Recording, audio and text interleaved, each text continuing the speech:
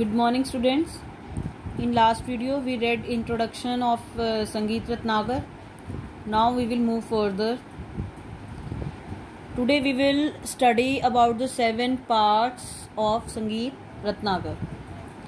आज हम संगीत रत्नाकर के 7 अध्याय के बारे में पढ़ेंगे।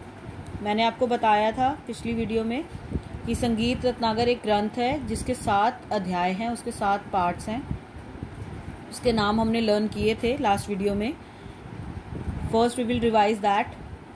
सबसे पहला अध्याय है स्वराध्याय, सेकंड राग विवेकाध्याय, थर्ड प्रकीर्णका अध्याय, चौथा प्रबंधाध्याय, पांचवा तालाध्याय, 6वां वाद्याध्याय, 7वां नर्तनाध्याय। अब मैं आपको बताऊं कि ये इसके अंदर क्या क्या है, इस अध्यायों के बारे में, इस 7 अध्याय में क्या क्या चीजें हमें एक्सप्लेन की गई हैं।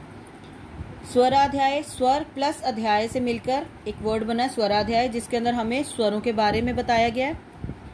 राग विवेकाध्याय, जिसके अंदर हमें रागों के बारे में बताया गया है। तीसरा है प्रकीर्णका अध्याय, जिसके अंदर हमें कुछ भी हम गाते हैं या जो गाता है गायक या जो वो कोई भी चीज गाता है उसके गुण और दोष, उसके अंदर क्या क्या गुण है और उसके अंदर क्या क्या गुण नहीं है, क्या क्या उसके दोष हैं, उन सब के बारे में हमें एक्सप्लेनेशन इस अध्याय में दी गई है। चौथा है प्रबंधाध्याय, प्रबंध प्लस अध्याय को मिलाकर प्रबंधाध्याय बना है, जिसके अंदर कि हमें संगीत के प्रकारों के बारे में बताया गया कि संगीत के कितने प्रकार होते हैं या उसके अंदर किस किस प्रकार के बारे में हमें इस संगीत रत्नाकर के अंदर बताया गया है। वो सब हम पढ़ेंगे प्रबंधाध्याय में। पांचवा है तालाध्याय, तालाध्याय ताल प्लस अध्याय, जिसके अंदर कि हमें तालों के बारे में सारी जानकारी दी गई है। 6वां है वाद्याध्याय, वाद्य प्लस अध्याय, वाद्याध्याय, जिसके अंदर वाद्य मतलब इंस्ट्रूमेंट्स, हमें इंस्ट्रूमेंट्स के बारे में, वाद्यों के बारे में सारी जानकारी दी गई है। लास्ट 7th है नर्तनाध्याय, नर्तना मतलब नृत्य, नृत्य मतलब डांस, नृत्य के बारे में सारी जानकारी हमें 7वें अध्याय में मिलती है। Now listen students very carefully, ये चीज़ आपने एग्जाम में लिखनी नहीं है। ये स्टार वाली जो ये चीज़ है ना, ये मैंने आपको सिर्फ आपके इजी के लिए किया है कि आपको इजीली लर्न हो जाए कि इस अध्याय में हमें किस किस बारे में दिया गया है, आपको लर्न करना इजी हो जाएगा। लेकिन ये आपने एग्जाम में लिखना नहीं है। और सेकंड थिंग, आपको इस चीज़ का भी ध्यान रखना है कि ये जो 7 अध्याय हैं, इसके नाम और इसकी एक्सप्लेनेशन सीक्वेंस वाइज होनी चाहिए। आप ऐसे नहीं कर सकते कि स्वराध्याय पहले नंबर पे लिखा, प्रकीर्णका अध्याय दूसरे में लिख दिया, या अब मुझे राग विवेकाध्याय याद आ गया तो फिर मैंने वो लिख दिया, फिर मेरे को वाद्याध्याय आ गया मैंने वो लिख दिया। ऐसे नहीं, you have to write it in the sequence only, नहीं तो आपका गलत हो जाएगा। उसका एक रीजन है, उसका रीजन ये है, जैसे कॉन्स्टिट्यूशन होता है, मैंने आपको लास्ट टाइम भी एग्जाम्पल दिया था।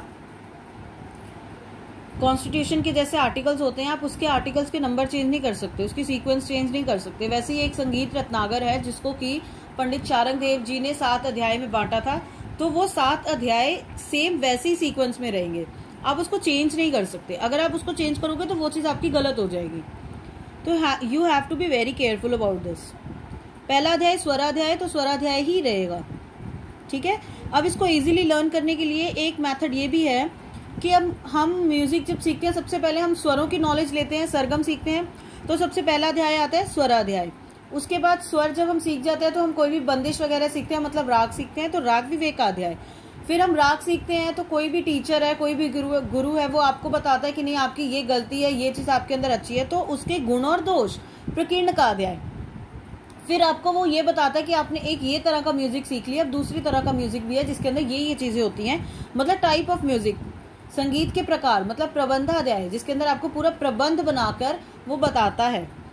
फिर उसके बाद ये हो गया सारा सिंगिंग का, गायन। अब हम कोई भी चीज गाते हैं तो हमें उसके साथ ताल चाहिए होती है, तो उसके बाद आता है हमारा तालाध्याय, जिसके अंदर हमें ताल की नॉलेज दी गई है। तालाध्याय के बाद हम ताल किसके ऊपर बजाते हैं, कोई भी इंस्ट्रूमेंट के ऊपर, तो हमारा आता है वाद्याध्याय, जिसके अंदर हमें इंस्ट्रूमेंट्स के बारे में, वाद्यों के बारे में सारी जानकारी दी गई है। लास्ट में हमारा आता है, क्योंकि हमारा ये संगीत रत्नाकर ग्रंथ गायन, वादन और नृत्य तीनों के बारे में जानकारी देता है। तो गायन के बारे में हो गया, वादन के बारे में, इंस्ट्रूमेंट के बारे में भी हो गया। लास्ट में रह गया हमारा नर्तनाध्याय, जिसके अंदर हमें नृत्य के बारे में, डांस के बारे में सारी जानकारी दी गई है। Hope you understand. Now we will move to the first अध्याय। हम इसके बारे में पढ़ेंगे कि हमें इसके अंदर क्या क्या दिया गया है। सबसे पहला अध्याय है स्वराध्याय। स्वराध्याय के अंदर मैंने जैसे आपको बताया स्वर के बारे में सारा कुछ बताया गया है। तो स्वराध्याय संगीत रत्नाकर का सबसे पहला अध्याय है, जिसके अंदर हमें नाद की परिभाषा, नाद क्या होता है हमने 11th में पढ़ा था, कोई भी मधुर ध्वनि जो कानों को सुनने में अच्छी लगती है वह नाद कहलाती है। तो नाद की परिभाषा, अब यहाँ पे आपको परिभाषा नहीं लिख के दिखानी, आपने सिर्फ ये बताना है कि इस अध्याय में हमें क्या क्या दिया गया है। तो हमें नाद की परिभाषा दी गई है, उसकी उत्पत्ति मतलब वो बना कब था, उसका ओरिजिन। नाद की परिभाषा, नाद की उत्पत्ति और नाद के भेद। नाद दो तरह का होता है, आहत नाद और अनाहत नाद। ओके, तो संगीत रत्नाकर का सबसे पहला अध्याय है स्वरा अध्याय, जिसके अंदर हमें नाद की परिभाषा, नाद की उत्पत्ति और नाद के भेद के बारे में बताया गया है। अब इसके अलावा संगीत से जुड़े हुए और अन्य शब्द जैसे कि ग्राम, अलंकार, वर्ण, जाति आदि के बारे में जानकारी भी हमें इस अध्याय में मिलती है। इसके बाद 22 श्रुतियां, 7 शुद्ध स्वर, 5 विकृत स्वर जैसे और अन्य शब्दों की जानकारी भी हमें इसी अध्याय में मिलती है। कहने का मतलब ये है कि स्वर से रिलेटेड जितने भी वर्ड्स हैं या जितनी भी जानकारी है वो सारी हमें इस पहले अध्याय स्वराध्याय में दी गई है। ओके, स्वरा अध्याय संगीत रत्नाकर ग्रंथ का सबसे पहला अध्याय है, जिसके अंदर हमें नाद की परिभाषा, उसकी उत्पत्ति और उसके दो भेद, आहत नाद और अनाहत नाद के बारे में बताया गया है। इसके अलावा ग्राम, अलंकार, वर्ण, जाति आदि जैसे और कई शब्दों की जानकारी हमें इसी अध्याय में दी गई है। इसके बाद 22 श्रुतियां, 7 शुद्ध स्वर, 5 विकृत स्वर जैसे और कई शब्दों की जानकारी भी हमें इसी अध्याय में मिलती है। अब इसके बाद हमारा आता है दूसरा अध्याय, जो कि है राग विवेकाध्याय। राग विवेकाध्याय के अंदर हमें राग के बारे में सारी जानकारी दी गई है। राग विवेकाध्याय के संगीत रत्नाकर का दूसरा अध्याय है, जिसके अंदर हमें 164 रागों का वर्णन मतलब एक्सप्लेनेशन दिया गया है और सभी रागों को 10 भाग में बांटा गया है और उन सबसे रिलेटेड जितनी भी जानकारी है वो सारी की सारी हमें इस अध्याय में मिलती है। ओके, राग विवेकाध्याय संगीत रत्नाकर का दूसरा अध्याय है, जिसके अंदर की 164 रागों का वर्णन किया गया है और उनसे सभी रागों को 10 भागों में बांटा गया है और उनसे रिलेटेड जितनी भी जानकारी है, राग से संबंधित सारी जानकारी हमें इसी अध्याय राग विवेकाध्याय में मिलती है। इसके बाद आता है हमारा तीसरा अध्याय प्रकीर्णकाध्याय। प्रकीर्णकाध्याय में मैंने आपको बताया था गायक, गाने वाला जो होता है, गायक के 28 गुणों की बात की गई है कि उसके अंदर क्या क्या गुण होने चाहिए। गीत के और शब्दों के गुण और दोष, एक गीत के क्या गुण हैं और क्या दोष हैं, या फिर उसके अंदर प्रयोग किए गए शब्दों के क्या गुण क्या दोष हैं, इन सब के बारे में हमें इसी अध्याय में बताया गया है। ओके, इसके बाद गायन के, कुछ भी हम गाते हैं उसके लक्षण क्या हैं। उसके बाद गमक का स्थान, गमक होता है गले को हिलाने की क्रिया मतलब कुछ भी चीज जैसे हम करना कह लो, गले को हिलाना, उसको हम गमक कहते हैं। गले के अंदर वाइब्रेशन होती है, गले को हिलाना, उसको वो सुनने में बहुत अच्छी लगती है, लेकिन उसको हम हर जगह यूज नहीं कर सकते। उसको पर्टिकुलर उसके स्थान होते हैं जहां पे वो सुनने में अच्छी लगे। अगर हम पूरा गान ही सिर्फ गले को हिला के करेंगे तो वो भी सुनने में अच्छा नहीं लगेगा। तो कुछ पर्टिकुलर स्थान, गमक का स्थान भी हमें इसी अध्याय में बताया गया है। तीसरा अध्याय प्रकीर्ण का अध्याय, जिसके अंदर हमें गायक के 28 गुणों की बात की गई है। उसके बाद गीत के और शब्दों के गुण और दोष, गायन के लक्षण और गमक का स्थान, ये सब बातें हमें तीसरा अध्याय प्रकीर्ण का अध्याय में बताया गया है। इसके बाद आता है हमारा प्रबंधाध्याय। प्रबंधाध्याय में मैंने आपको बताया था संगीत के प्रकार कि संगीत किस किस तरह का होता है। इसके अंदर मैं सबसे पहले आपको दो बताऊं, एक होता है मार्गी संगीत और एक होता है देशी संगीत। मार्गी संगीत वो होता है जो कि हमें मोक्ष प्राप्ति के लिए गाया जाता है। मोक्ष प्राप्ति मतलब जैसे हम कहते हैं ना, आत्मा की शांति के लिए, मुक्ति के लिए, उसको कहते हैं मार्गी संगीत, जो कि मोक्ष प्राप्ति के लिए गाया जाता है। कौन गाता था इसे? ऋषि मुनि या देवी देवताएं गाते थे। और इसके कोई पर्टिकुलर रूल्स होते हैं। ये टफ होता है गाना, इसके रूल्स होते हैं जिसको फॉलो करके ही गाना पड़ता है। जैसे फॉर एग्जांपल आप हमारा ये इंडियन क्लासिकल म्यूजिक ले लो, जो हम गा रहे हैं, इसके अंदर बहुत सारे रूल्स हैं कि हमें इसको ऐसे ही गाना है, ये स्वरों का फॉलो करके गाना है, ये स्वरों के सीक्वेंस फॉलो करके गाना पड़ता है हमें, तो एक्सेट्रा। और भी ऐसे कई रूल्स होते हैं जो हमें फॉलो करने पड़ते हैं। और मार्गी संगीत का आप एग्जाम्पल वो भी ले सकते हो, जैसे हम भजन गाते हैं या फिर हम शब्द गाते हैं, ये सब मार्गी संगीत में आता है, जो कि मोक्ष प्राप्ति के लिए गाया जाता है या सुना जाता है।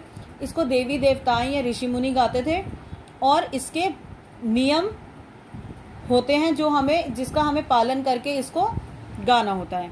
इसके अलावा इसके विपरीत एक होता है देशी संगीत, जो कि सिर्फ और सिर्फ मनोरंजन के लिए गाया या सुना जाता है। जैसे आप एग्जांपल लिख सकते हो आजकल के सॉन्ग्स, उसको हम सिर्फ और सिर्फ अपने एंटरटेनमेंट के लिए, मनोरंजन के लिए ही सुनते हैं या गाते हैं। इसको कौन गाता है? इसको आम लोग, कोई भी, या सिंगर्स इसको गा सकते हैं। और इसके एज सच कोई पर्टिकुलर इतने टफ रूल्स या नियम नहीं होते हैं। ठीक है। मार्गी संगीत और देशी संगीत इसी से ही रिलेटेड और भी होते हैं, जैसे कि निबंध गान, अनिबंध गान, रागालाप, रूपालाप, और ये सब गाने के क्रियाएं कह लो या गाने का तरीका है, संगीत के प्रकार हैं। इन सब के बारे में हमें जानकारी प्रबंधाध्याय में, चौथे अध्याय में मिलती है। ओके। इसके बाद आता है हमारा पांचवा अध्याय, तालाध्याय। ताल प्लस अध्याय मतलब हमें इसके अंदर किसके बारे में बताया होगा? ताल के बारे में बताया होगा। तो इस अध्याय में 121 तालों का परिचय दिया गया है। और इसके अलावा उस समय की जितनी भी प्रचलित फेमस तालें थी, उन सब के बारे में वर्णन हमें इसी अध्याय में मिलता है। ओके। तालाध्याय संगीत रत्नाकर ग्रंथ का 5वां अध्याय है, जिसके अंदर की 121 तालों का परिचय दिया गया है। और उसके अलावा उस समय की प्रचलित सभी तालों का वर्णन भी इसी अध्याय में दिया गया है। इसके बाद 6वां अध्याय आता है वाद्य अध्याय। वाद्य अध्याय मतलब वाद्य प्लस अध्याय, वाद्य अध्याय, वाद्य इंस्ट्रूमेंट्स। तो उस समय के जितने भी प्रचलित फेमस इंस्ट्रूमेंट्स थे, उन सब का वर्णन, उन सब की जानकारी हमें इसी अध्याय में मिलती है। संगीत रत्नाकर ग्रंथ पंडित शारंग देव जी ने लिखा था। तो उनके हिसाब से सभी वाद्यों को 4 भागों में बांटा गया है। अब वो 4 भाग कौन से हैं? तत्यवाद्य, सुशिरवाद्य, अवनदवाद्य और घनवाद्य। तत्यवाद्य होते हैं जो कि तार से बजते हैं, तार से बजने वाले वाद्य। सुशिरवाद्य हवा से बजने वाले वाद्य। अवनदवाद्य चमड़े से बजने वाले वाद्य। घनवाद्य धातु, धातु मतलब कोई भी मेटल ले सकते हो, मेटल से बजने वाले वाद्य। हमने इसको इंग्लिश में बहुत छोटी क्लासेस में भी पढ़ा है, जैसे कि आपने तार वालों को पढ़ा स्ट्रिंग इंस्ट्रूमेंट्स, हवा वाले वाद्य होते हैं विंड इंस्ट्रूमेंट्स, स्किन इंस्ट्रूमेंट्स। तो ये 4 भाग है जिसके अंदर की वाद्यों को, इंस्ट्रूमेंट्स को बांटा गया है। इसके एग्जाम्पल तार से बजने वाले जैसे सितार और गिटार, हवा से बजने वाले जैसे बांसुरी और शहनाई, चमड़े से बजने वाले जैसे कि ढोल और तबला, ढोलक, और धातु से बजने वाले जैसे कि जल तरंग। जल तरंग होता है एक इंस्ट्रूमेंट होता है जिसके अंदर की कांच की या स्टील की कटोरियां या ग्लास रखे जाते हैं, जिसके अंदर पानी भर के रखा जाता है अलग अलग मात्रा में, मतलब किसी में थोड़ा किसी में ज्यादा, फिर उसको बजाने से हमें अलग अलग स्वर मिलते हैं जिससे कि एक ट्यून बन जाती है और उसको एज अ इंस्ट्रूमेंट भी हम यूज करते हैं। तो इसको हम कहते हैं, ऐसे इंस्ट्रूमेंट्स को हम कहते हैं धातु से बजने वाले घन वाद्य। ओके, 6वां अध्याय वाद्याध्याय, जिसके अंदर हमें उस समय के सारे वाद्यों की जानकारी मिलती है और वाद्यों को 4 भागों में बांटा गया है।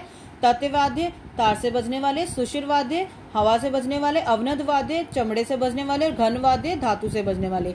अगर आपको इसके नाम ये टफ लग रहे हैं कि मेरे को ये लर्न नहीं होंगे, अगर तो लर्न होते हैं तो इट्स वेरी गुड, आपको लर्न करने हैं।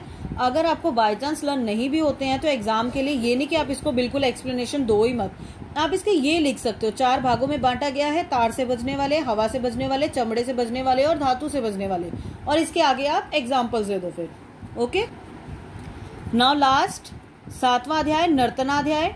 वेरी सिंपल, नृत्य से रिलेटेड, नृत्य के संबंधित सारी जानकारी हमें इस 7वें अध्याय में मिलती है। आप इस अध्याय को एक्सप्लेन कर सकते हो ऐसे कि नर्तनाध्याय संगीत रत्नाकर ग्रंथ का अंतिम अध्याय 7वां अध्याय है, जिसके अंदर हमें नृत्य से संबंधित सारी जानकारी दी गई है। ओके, अब इसके बाद लास्ट कंक्लूजन। अभी आपने देखा, जो हमने सारा पढ़ा उसके हिसाब से आपने देखा कि हमें इसके अंदर गायन, वादन और नृत्य तीनों के बारे में जानकारी दी गई है, तो यही हमने लिखना है। तो इस प्रकार संगीत रत्नाकर गायन, वादन और नृत्य, संगीत के तीनों भागों पर प्रकाश डालने वाला एक बहुत अनुपम या बहुत इंपॉर्टेंट ग्रंथ है। So students, this was all for today. Now your this topic Sangeet Ratnagar has been ended. Hope you all have understood very nicely. After this video, I am sending you one assignment in which you have to answer me some questions in a very few words. Just complete it and send me back on my WhatsApp. Okay.